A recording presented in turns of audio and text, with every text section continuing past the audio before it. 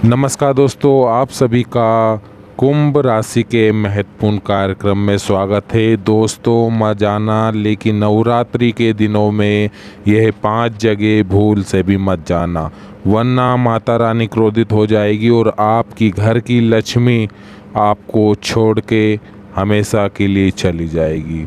पूरी ज़िंदगी आपको जैसे भीख मांगना, अकाल मृत्यु, कर्जा, कंगाली, भूखमरी सहन करना पड़ेगा, क्योंकि दोस्तों ये नवरात्रि पूरे 12 सालों के बाद आपका महासंयोग लेकर आई है। और इस चैत्र नवरात्रि में 3 ग्रहों का महासंयोग भी बन रहा है, जिसमें शनि, राहु और मंगल आपकी ज़िंदगी को पूरी तरह से बदलने वाले हैं। साथ ही माता रानी की खूब कृपा आपके ऊपर इस चैत्र नवरात्रि में बरसेगी। लेकिन अगर आपने यह 5 काम कर दिए तो माता रानी आपसे नाराज़ हो जाएगी और आपके ऊपर यानी कि आपके परिवार को खून के आंसू रोना पड़ेगा। देखिए दोस्तों, हर कोई चाहता है कि इस नवरात्रि में माता रानी उनके साथ घर पधारे और उनके सारे परिवार के ऊपर उनकी कृपा बरसाए। माता रानी उनके ऊपर प्रसन्न हो, धन दौलत खुशियाँ माता रानी उन्हें दे, जिनके लिए आप लोग कई सारे उपाय करेंगे। कई लोग व्रत रखेंगे, कई लोग चप्पल छोड़ देंगे, कई लोग अखंड ज्योत जलाएंगे। लेकिन अगर आपने यह 5 काम कर दिए तो आपकी सारी मेहनत पानी फिर जाएगा। माता रानी खुश होने के बजाय आपसे नाराज़ हो जाएगी और आपके पूरे परिवार पर दुखों का पहाड़ टूट पड़ेगा। तो आखिर इस नवरात्रि में आपको क्या करना चाहिए और क्या नहीं करना चाहिए, इस वीडियो में सारी जानकारी देने वाला हूं दोस्तों। जैसे कि मैंने बताया कि यह नवरात्रि पूरे 12 सालों के बाद आने का महासंयोग लेकर आई है। ऐसे में आप लोग बहुत सारी सावधानी भी आपको रखनी पड़ेगी।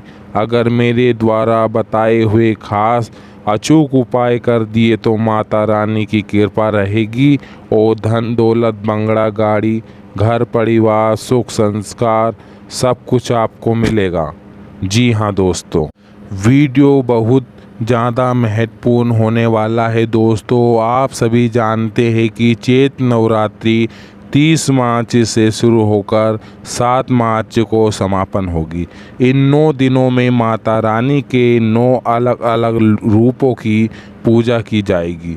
देखिए दोस्तों, माता रानी को अगर प्रसन्न करना है तो इस वीडियो को शुरू से लेकर आखिरी तक अवश्य देखिए। अगर आप सच्चे मन से माता रानी की पूजा करेंगे तो माता रानी आपके घर में सुख शांति लेकर आएगी, आपको हर प्रकार की समृद्धि देगी। लेकिन वही माता रानी दोस्तों कई नियम का पालन करवाती है। अगर आपने नियम का पालन नहीं किया और गलती करी तो फिर आपके घर में माता रानी कभी नहीं पधारेगी। माता रानी आपके घर के दरवाजे से वापस लौटकर चली जाएगी, इसलिए आपको गलतियां बिल्कुल भी नहीं करना है। मुझे पता है दोस्तों, आप अनजाने में यह काम हमेशा करेंगे ही करेंगे। आप जाने अनजाने में यह गलती करेंगे ही देते हैं दोस्तों, और इससे माता रानी नाराज़ हो जाती है। फिर आपकी ज़िंदगी में परेशानी पर परेशानी आती रहती है, मुसीबतों का आपको सामना करना पड़ता है। लेकिन आपको मैं बता दूं कि चाहे जानबूझकर करो या अनजाने में करो, गलतियां तो गलतियां होती है दोस्तों। आगे बढ़े उससे पहले वीडियो को लाइक ज़रूर कर दीजिए। बहुत महत्वपूर्ण वीडियो लाया हूं आपके लिए। इस चैत्र नवरात्रि से जुड़ी हुई कृपया करके इस वीडियो को लाइक कर दीजिए और नीचे कमेंट में 3 बार जय दुर्गा माँ, जय दुर्गा माँ, जय अम्बे माँ अवश्य लिखिए। माता रानी आपके घर में धन दौलत लेकर, सुख शांति लेकर पधारेगी। तो देखिए दोस्तों, हम नवरात्रि में बहुत सारे उपाय करते हैं। माता रानी आपको आशीर्वाद करने के लिए तरह तरह के हथकंडे अपनाते हैं और घर में साफ सफाई करते हैं। माता रानी की कई सारे लोग चौकी लगाते हैं, कई सारे लोग पूजन पाठ करते हैं, कई सारे लोग व्रत रखते हैं। लेकिन दोस्तों, अनजाने में भी हम कुछ गलतियां कर जाते हैं। उन गलतियां क्या होती है, आज इस वीडियो में आपको सारी जानकारी दूंगा। ध्यान से सुनिएगा, मेरे द्वारा बताई गई हर एक बात को। सबसे पहले चीज़ दोस्तों, इस पूरी नवरात्रि में आपको भूलकर भी अपने घर में लड़ाई झगड़ा नहीं करना है। जी हाँ दोस्तों, हम लोगों की आदत होती है कि शुरुआत के 1-2 दिन ध्यान कर लिया, लेकिन अक्सर दोस्तों हम अपने घर में किसी को भी डांट देते हैं, फटकार देते हैं।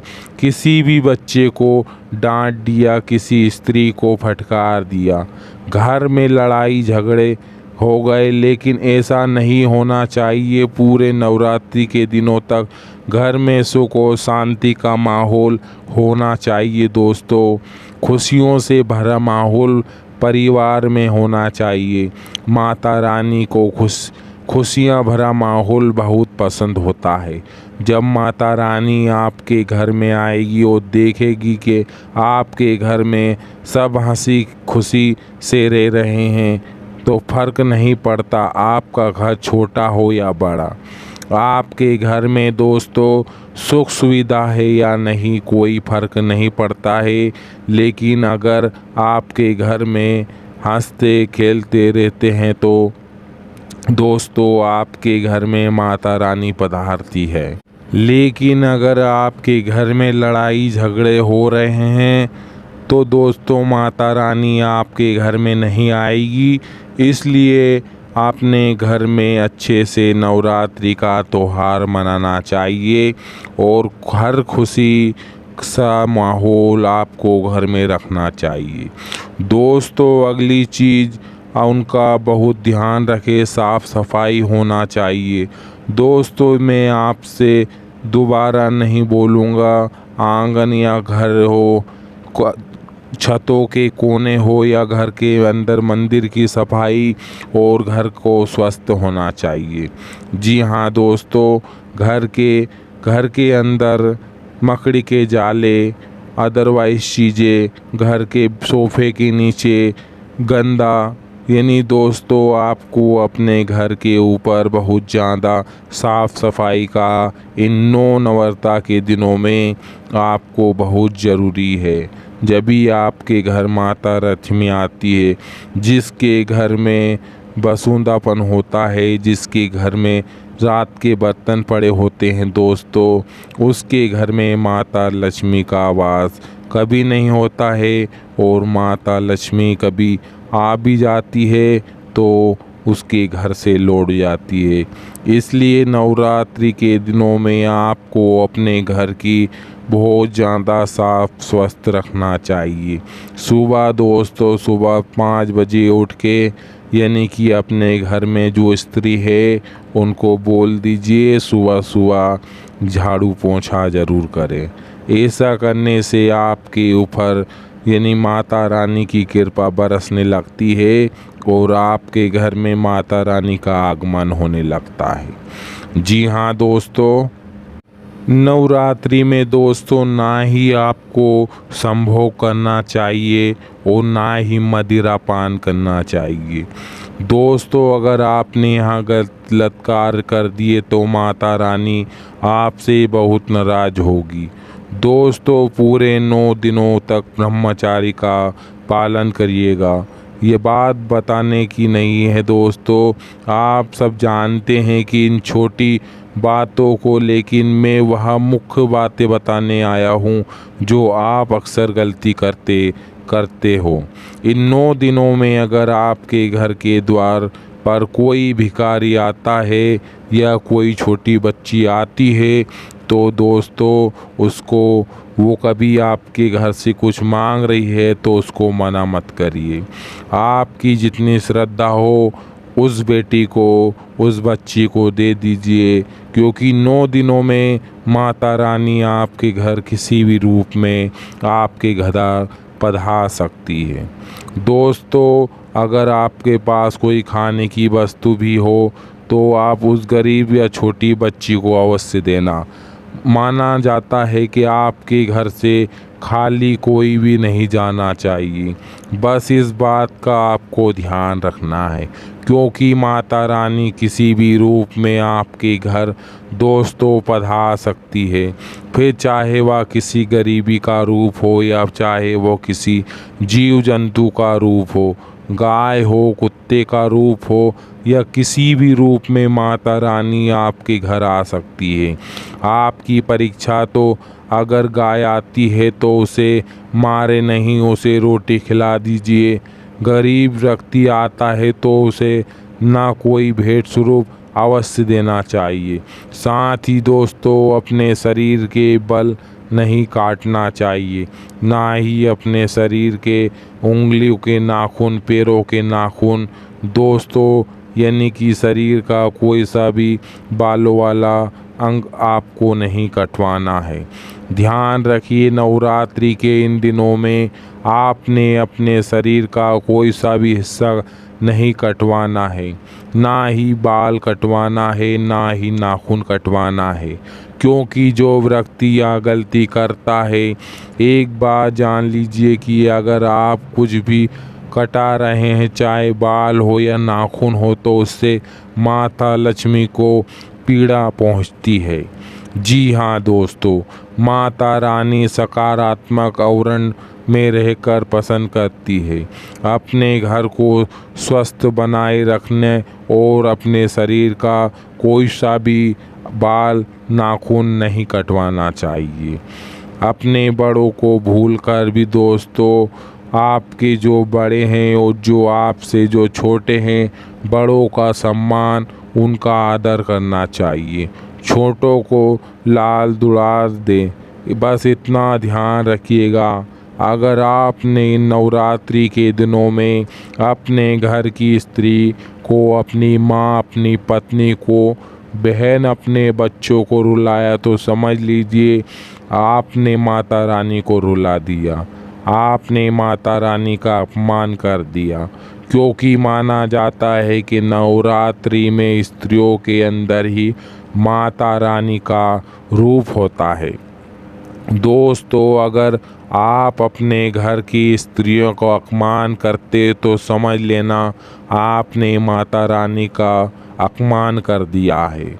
जी हाँ दोस्तों, नवरात्रि के इन दिनों में दोस्तों आपको साफ और स्वस्थ वस्त्र ही धारण करना चाहिए। जी हाँ, और घर में जितना हो सके स्वच्छता भरा वातावरण होना चाहिए। दोस्तों कोई लोगों की आदत होती है कि कपड़े दो दिन में पुराने पहनने रखते हैं, लेकिन ऐसा नहीं करना है। नवरात्रि में ना शक्ति हावी हो रही है तो ज़्यादा पसीने वाले कपड़े ना पहने। अगर ज़्यादा पसीने वाले कपड़े पहनोगे तो नकारात्मक शक्तियाँ आपके ऊपर डेरा जमा लेगी। इसलिए स्वस्थ वस्त्र पहनिए और स्नान कीजिएगा। दोस्तों आप ब्रह्मचर्य का पालन करिएगा। साथ ही दोस्तों आपको बता दूं कि नवरात्रि के दौरान रात्रि के समय आपको अपने घर में अंधेरा नहीं होने देना है।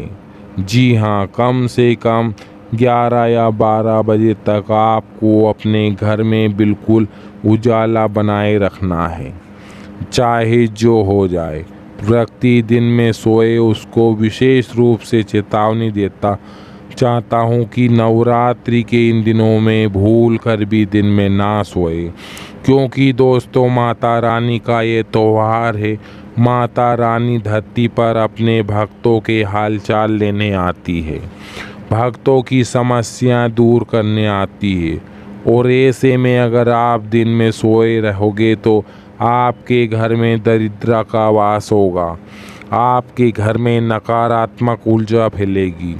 दोस्तों, जो बुरी शक्ति है वो आपके घर में पधारेगी और माता रानी आपका घर छोड़ के चली जाएगी। जी हाँ दोस्तों, आप बिल्कुल सही सुन रहे हैं। दिन में नहीं सोना चाहिए। साथ ही घर की स्त्रियां विशेष रूप से ध्यान रखिए। सुबह जल्दी उठे, कम से कम 7 बजे तक घर में सभी लोग उठ जाइए। सुबह 7 बजे से पहले उठकर नहा धोना चाहिए। दिन में बिल्कुल भी नहीं सोना चाहिए। रात में भी घर में भजन पूजन करना चाहिए और जब सोने का समय तब तब सो जाइए। आप कुछ महत्वपूर्ण चीज़ों के बारे में मैं आपको बताने वाला हूँ जो भी बहुत गंभीर है। दोस्तों, बहुत गंभीर बात बताने वाला हूँ। बिल्कुल ध्यान दोस्तों, बहुत गंभीर बात बता रहा हूँ, बिल्कुल ध्यान से सुनिए। आपके घर का मुख्य द्वार दोस्तों बहुत ही महत्वपूर्ण है। आप अपने घर के मुख्य द्वार पर अच्छे से साफ सफाई रखिए। जितना हो सके घर के मुख्य द्वार को बिल्कुल साफ सुथरा और पानी से धुला हुआ रखिएगा। पूरे घर में गंगा जल का छिड़काव करें और मुख्य द्वार पर सुबह साफ सफाई करके कभी फूल आपके पास होते हैं तो फूल थोड़े वहाँ पे डाल दीजिए, क्योंकि जब माता लक्ष्मी आपके घर से जाती है, यानी आपके घर के नज़दीक से निकल के जाती है, तो माता रानी आपको घर में प्रवेश करने पे विवश हो जाती है। इसलिए माता रानी चाहती है कि आप उनके लिए घर के मुख्य द्वार पर थोड़े से फूल डाल कर रखिए।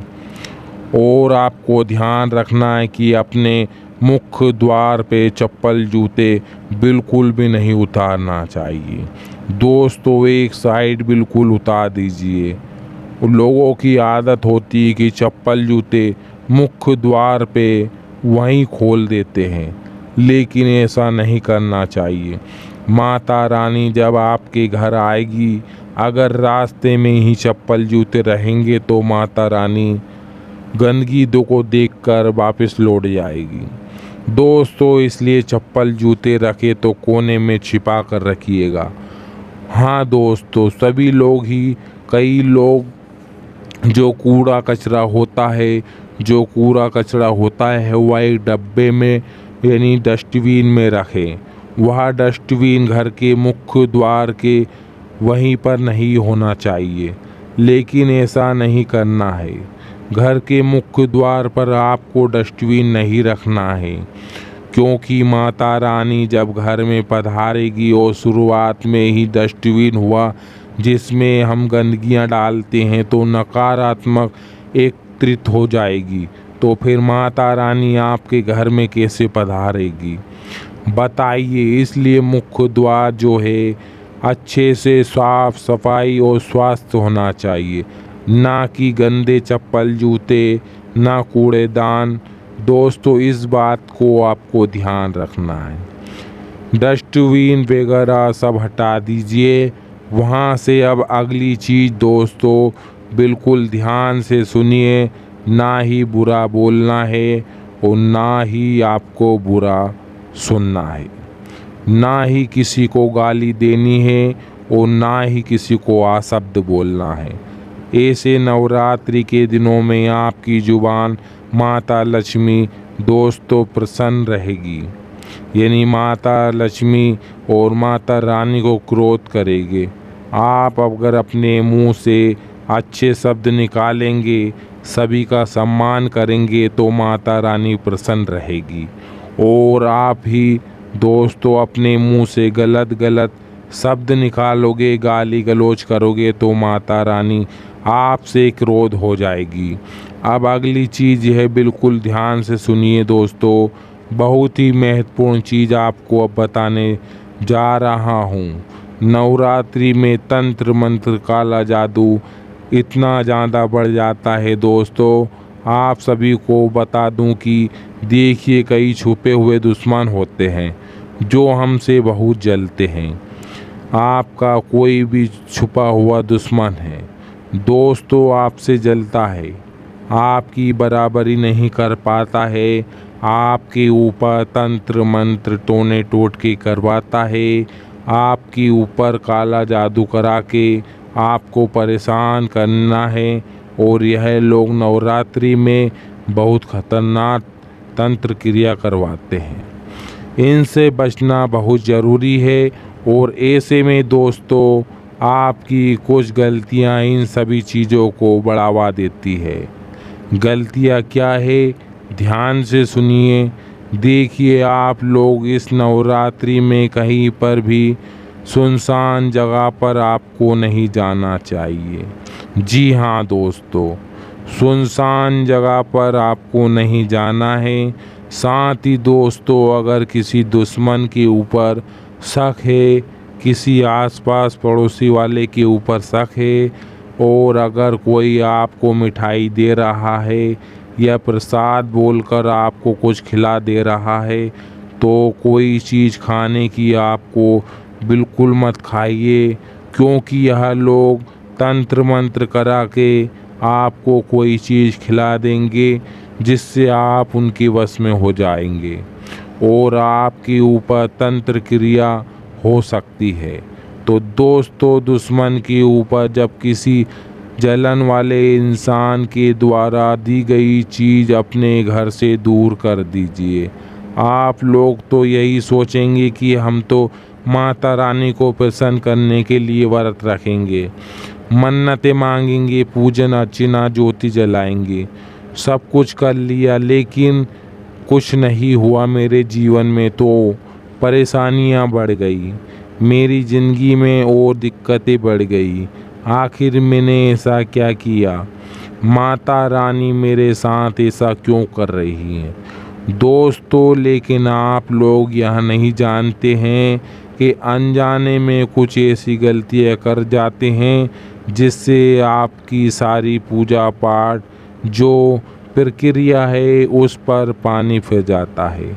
इसलिए कहता हूँ कि वीडियो को अंत तक देखो ताकि सब कुछ समझ में आ जाए, फिर बाद में कोई मलमलाना रह जाए। बिल्कुल ध्यान से सुनिए दोस्तों, आप बिल्कुल ध्यान से सुनिए। जो जवान लोग हैं, जो पुरुष लोग हैं, वह इस बात का ध्यान रखिए कि नवरात्रि में किसी भी बहन बेटी का अपमान नहीं करना है, ना ही उनको गंदी नज़र से देखना है। कोई लोगों की आदत होती है कि बहन बेटियों को गंदी नज़र से देखते हैं। कहीं चौराहे पर तो कहीं रास्ते में कोई बहन बेटी जा रही हो या माता रानी की पूजा करके जा रही हो तो गलत नज़र से देखेंगे। ये मन गलत गलत विचार लाएगा। लेकिन एक बात को ध्यान रखिए, अगर ऐसा आपने नवरात्रि के दिन में कर दिया तो आपकी ही चिता खुद सजा ली। जी हाँ दोस्तों, माता रानी उस व्यक्ति को बहुत ज़्यादा सताती है, बहुत ज़्यादा उसके ऊपर क्रोध बरसाती है।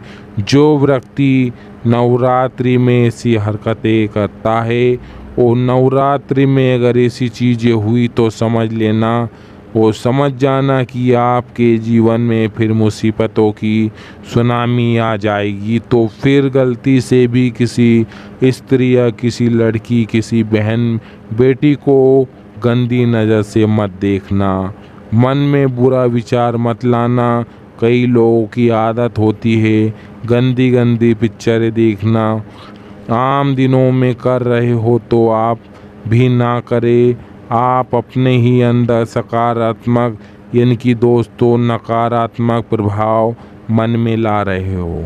लेकिन अगर नकारात्मक आप इस नवरात्रि के दौरान लोगों, इस नवरात्रि के दौरान यदि आप गंदी चीज़ देखोगे तो फिर दोस्तों समझ जाना कि माता रानी आपके ऊपर इतना ज़्यादा क्रोध बरसाएगी कि आप परेशान हो जाओगे। दोस्तों, आपको कंगाली से घिर जाओगे। दोस्तों आपको कोई नहीं बचा पाएगा। ध्यान रखिए, अगर चीज़ के बारे में मैं आपको बताने वाला हूँ, बिल्कुल ध्यान से सुनिए। मैंने बहुत सावधानी बता दिया है, क्या नहीं करना है वह भी बता दिया। अब क्या करना है, जिससे माता रानी आपके घर पधार कर आप पे कृपा बरसाए, माता रानी आपसे प्रसन्न हो जाए, आपको अपनी पूजा का फल मिले। क्या करना है वह चीज़ मैं आपको बताऊंगा, बिल्कुल ध्यान से सुनिए। बहुत महत्वपूर्ण वीडियो है आपके लिए दोस्तों। आपने अभी तक चैनल को सब्सक्राइब नहीं किया, कोई बात नहीं, लेकिन दोस्तों माता रानी के लिए आज भी चैनल को लाइक और सब्सक्राइब, कमेंट बॉक्स में जय माता दी लिखेगा। माता रानी उसके माता पिता की दोगुनी आयु बढ़ा देगी और उसके ऊपर माता रानी परिवार के ऊपर किसी भी तरह का संकट नहीं आएगा। जो आज लाइक इस वीडियो को करेगा और कमेंट बॉक्स में हर हर महादेव लिखेगा। जी हाँ दोस्तों, चलते हैं वीडियो की ओर। तो उपाय करता है, लेकिन वह नहीं जानता कि कुछ ऐसी चीज़ें हैं जो बहुत ही आसान हैं। अगर कर ली तो माता रानी खुद प्रसन्न रहेगी। और क्या करना है ध्यान से सुनिए। सबसे पहली चीज़ है कन्याओं को भोजन करवाना। जी हाँ दोस्तों, अगर आप कन्याओं को भोजन कराते हैं तो दोस्तों यूँ समझ लीजिए कि आप माता रानी के भोजन करवा रहे हैं। यानी कि दोस्तों आप माता रानी के 9 रूपों को यानी भोजन करवा रहे हैं। आपके घर में कौन सा भोजन होता है, कन्याओं को आप कौन सा प्रसाद स्वरूप कोई ना कोई चीज़ खिला दे। हो सके तो घर में खिचड़ी खिला दे दोस्तों, उनको भोजन करा दें। आपके ऊपर माता लक्ष्मी की कृपा शीघ्र और शीघ्र होती है और माता रानी का आशीर्वाद आपके ऊपर बरसता है आपके घर में। जी हाँ दोस्तों, माता लक्ष्मी की खूब कृपा बरसेगी। तो इस नवरात्रि में दोस्तों यानी इस क्षेत्र नवरात्रि में आपको अपने घर में कन्याओं को भोजन अवश्य कराना चाहिए। दोस्तों कन्याओं को कोई ना कोई भेंट, जैसे गेहूं दान में दे दिया या 10-10 रुपये दान में दे दिया, कोई दोस्तों ऐसी चीज़ उनके काम आए, या आप श्रृंगार का सामान दे सकते हैं, आप कंधा उनको दे सकते हैं, या आप छोटी कुछ भी दोस्तों उनको दे सकते हैं। दोस्तों कोई ना कोई ऐसी चीज़ जो उनके काम आए दोस्तों, जो उनके दैनिक जीवन में काम आए, ऐसी चीज़ उनको दे दीजिएगा। साथ ही भेंट स्वरूप उनको कोई भी अवश्य खाने की वस्तु, मिठाई अवश्य दीजिए। दोस्तों यह उपाय आपने कर लिया तो समझ लेना माता लक्ष्मी की असीम कृपा आपके ऊपर बरसने वाली है। जी हाँ बिल्कुल जी। अगली चीज़ दोस्तों, इस नवरात्रि में आपको कुत्ते को भी कोई ना कोई चीज़ खिला देनी चाहिए। नियम बना ले कि इस पूरी नवरात्रि में कुत्तों को बिस्कुट खिला दीजिए, रोटी खिला दीजिए। दोस्तों कोई आप सभी जानते हैं कि आपको अक्सर बता दूं कि कुत्ते को क्या कितना महत्वपूर्ण होता है। नवरात्रि के दिनों में यह महत्व और बढ़ जाता है। तो मैंने ये उपाय बता दिए हैं पिछले वीडियो में, वो भी आपको करना ही, और साथ में इन नियमों को भी जान ले। इस नवरात्रि में मछलियों को आटे की गोलियां खिला दीजिए, आपको इतना पुण्य कमाएंगे कि माता लक्ष्मी आपके घर आने पे विवश हो जाएगी। पशु गाय भैंसों को चारा खिला दीजिए, और कभी आपने देसी गाय को चावल खिला दिए तो दोस्तों आपके ऊपर तो माता लक्ष्मी साक्षात प्रसन्न रहेगी। जी हाँ दोस्तों, क्योंकि गौ माता यानी कि लक्ष्मी का रूप होता है और यानी गौ माता में 34 करोड़ देवी देवताओं का वास होता है। यानी कि आप एक रोटी किसी भी गाय को खिलाते हैं तो 33 करोड़ देवी देवता यानी कि आप भोजन कराते हो तो आप बहुत ज़्यादा पुण्य कमाते हैं। दोस्तों आप चाहते हैं कि कम हो या कोई भी गरीब लोगों को खिलाना चाहिए। नवरात्रि के दौरान गरीबों का खाना खिलाना बहुत महत्वपूर्ण दान होता है। दोस्तों देखिए, पेश दान नहीं करना है, यानी पैसों का दान नहीं करना है। अन्न दान महादान होता है। आपने सुना होगा कि अन्न दान यानी महादान। दोस्तों अन्न का दान करना बहुत महत्वपूर्ण है, तो आप चाहे जितना अन्न का दान करिए, आपको बहुत अच्छे लाभ मिलेंगे।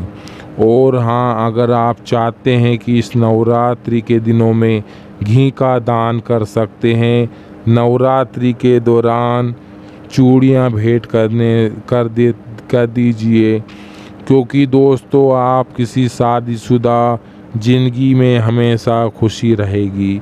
जिस लोगों को दोस्तों शादी नहीं हो रही है, वह सुहागनों को चूड़ियाँ भेंट कर सकते हैं। इससे दोस्तों चूड़ियाँ और बिंदियाँ आपको भेंट कर देनी चाहिए। सुहागनों को माता लक्ष्मी आपकी भी जोड़ी बहुत जल्दी बना देगी। अगर आपकी ज़िंदगी शादीशुदा के ज़िंदगी में आ रही है तो उपाय कर सकते हैं, और नहीं भी आ रही है तो भी उपाय करें। आपकी जोड़ी हमेशा हमेशा सलामत रहेगी। ये उपाय कीजिए, बहुत फ़ायदेमंद होगा। दोस्तों आपकी सारी चीज़ें मैंने बता दी है, और दोस्तों इतनी कमेंट बॉक्स में हम बताने के लिए बैठे हैं। दोस्तों मैं चाहता हूँ कि आप सभी के ऊपर माता रानी नवरात्रि अच्छी हो, माता रानी आपके ऊपर बहुत बहुत कृपा बरसाए। दोस्तों आज के लिए बस इतना। आप सभी दर्शकों का बहुत बहुत धन्यवाद। कमेंट बॉक्स में हर हर महादेव, जय माता दी, जय माँ भद्रकाली, जय हो शेरों वाली मैया की तो दुर्गो। तो दोस्तों मिलते हैं अगली वीडियो में, और आपने अभी तक हमारे चैनल को सब्सक्राइब नहीं किया है तो दोस्तों बिल्कुल चैनल को सब्सक्राइब करिए। माता लक्ष्मी की कृपा आपके ऊपर हमेशा बरसाए रखेंगे। मिलते हैं नेक्स्ट वीडियो में, तब तक के लिए जय जय श्री राम। नमस्कार दोस्तों, आप